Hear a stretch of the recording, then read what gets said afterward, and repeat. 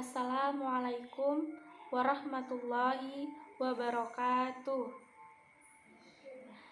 Perkenalkan, nama saya Mila Sri Rizky Lubis. Saya mahasiswa dari kelas KPIC dan dari semester 7. Kali ini saya akan berceramah mengenai tema pemuda Islam sebagai fungsi dan penjaga masjid. Langsung saja saya mulai. Bismillahirrahmanirrahim. Assalamualaikum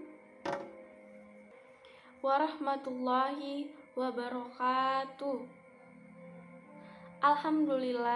Alhamdulillahirabbil alamin.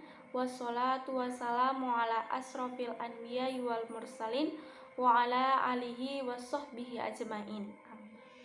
Pertama-tama, marilah kita panjatkan puji dan syukur kita kepada Allah Subhanahu wa Ta'ala atas berkat rahmat dan karunia-Nya.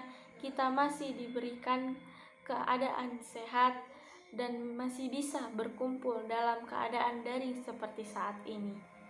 Dan tak lupa salawat serta salam kita hanturkan kepada Allah Subhanahu wa Ta'ala dan junjungan Nabi besar Muhammad SAW yang mana membawa kita dari alam kegelapan menuju alam terang benderang.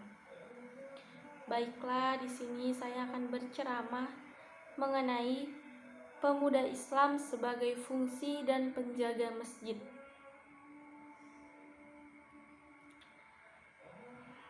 Dalam hadis sahih dari Nabi Sallallahu Alaihi Wasallam yang diriwayatkan Imam Bukhari dan Imam Muslim, disebutkan bahwa ada 7 golongan manusia yang nantinya di akhir hari akan mendapatkan perlindungan Allah Subhanahu wa Ta'ala. Dan disebutkan bahwa dari 7 golongan itu tersedia orang yang hatinya untuk terpaut ke masjid dan musola. Para ulama menjelaskan bahwa dalam hadis ini terdapat keutamaan bagi siapa saja yang sering mendatangi masjid atau musola untuk sholat berjamaah. Karena itu, masjid atau musola adalah rumah Allah dan rumah bagi setiap orang yang bertakwa. Dan siapa saja yang bertamu, maka berhak untuk mendapatkan kehormatan dan kemuliaan dari sang tuan rumah. Lalu, bagaimana jika yang menjadi tuan rumah itu Allah yang Maha Mulia? Layaknya rumah, masjid atau musola merupakan sarana pembinaan bagi siapapun yang berada di dalamnya. Masjid atau musola pun merupakan salah satu sarana pembinaan umat yang mendapat perhatian begitu besar dari Rasul Sallallahu Alaihi Wasallam. Bahkan Rasul sampai di Madinah, bangunan pertama yang didirikan adalah masjid atau musola, yang kemudian dinamai Masjid Nabawi. Oleh karena itu, sebagai muslim, semestinya kita memiliki perhatian dan kecintaan yang besar terhadap masjid atau musola.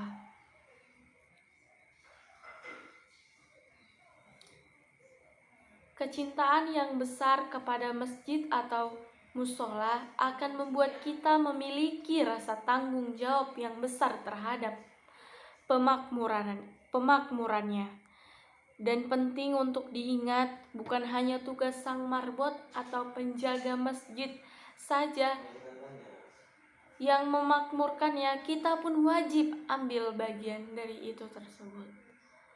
Miris ketika mengetahui masjid atau musola yang banyak, namun minim jamaahnya.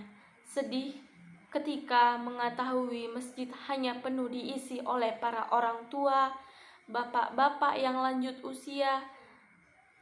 Lalu kemudian kemana saja para pemudanya? Di mana kita sebagai remaja ketika seruan untuk sholat berkumandang? Itu adalah sangat sedih. Kita lihat sekarang pemuda lebih senang berada di kafe-kafe, bahkan rela menempuh jarak jauh untuk mencari hiburan. namun berat melangkah 1 meter untuk penuhi seruan azan. Yang menjadi masalah kita kemudian adalah bagaimana kita menumbuhkan rasa cinta kepada masjid sebagai bahan renungan dan motivasi. Kemudian ada beberapa tanda atau cara agar kita terpaut dengan masjid. Yang pertama adalah rindu pada masjid atau musola. Dengan cara mencintai sesuatu, biasanya membuat rindu pada sesuatu tersebut. Karena memang hati seseorang ditujukan kepada dan terpaut kepadanya. Karena itu, kecintaan kita kepada masjid atau musola harus membuat hati terpaut kepadanya sejak kita keluar dari masjid, sehingga kembali lagi ke masjid dan ke musola. Yang kedua, yaitu berkorban untuk masjid. Ketika masjid atau musola hendak kita makmurkan, sebagaimana mestinya diperlukan pengorbanan yang besar, baik harta, jiwa, tenaga, waktu, pikiran, maupun ilmu pengalaman dan keterampilan yang dimiliki.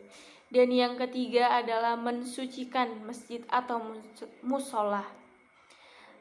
Kecintaan kita pada suatu benda biasanya membuat kita harus selalu memperhatikan dan merawat benda tersebut. Dan yang keempat, masjid atau musola rajin mendatangi. Kecintaan terhadap masjid atau musola yang membuat para umat muslim, khususnya yang rajin mendatangi masjid atau musola setiap harinya. Karena itu, sholat berjamaah yang 5 waktu seharusnya dilaksanakan secara berjamaah di masjid atau musola. Dan yang kelima adalah menghormati masjid atau musola. Bila kita cinta pada seseorang, biasanya kita menghormati orang itu dengan berbagai cara, yang baik pun dengan masjid atau musola.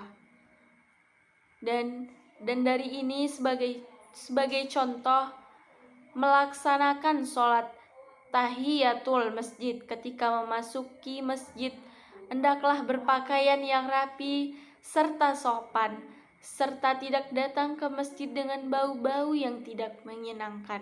Ini semua merupakan hal-hal yang dianjurkan oleh syariat Islam dan sudah selayaknya bagi kita untuk melaksanakannya. Dan kemudian apabila ada seorang pemuda yang menjaga masjid, itu adalah orang-orang yang soleh terdahulu memberikan keteladanan yang nyata kepada kita semua. Mungkin ini saja ceramah yang bisa saya sampaikan. Kurang dan lebihnya saya mohon maaf. Kepada Allah saya mohon ampun.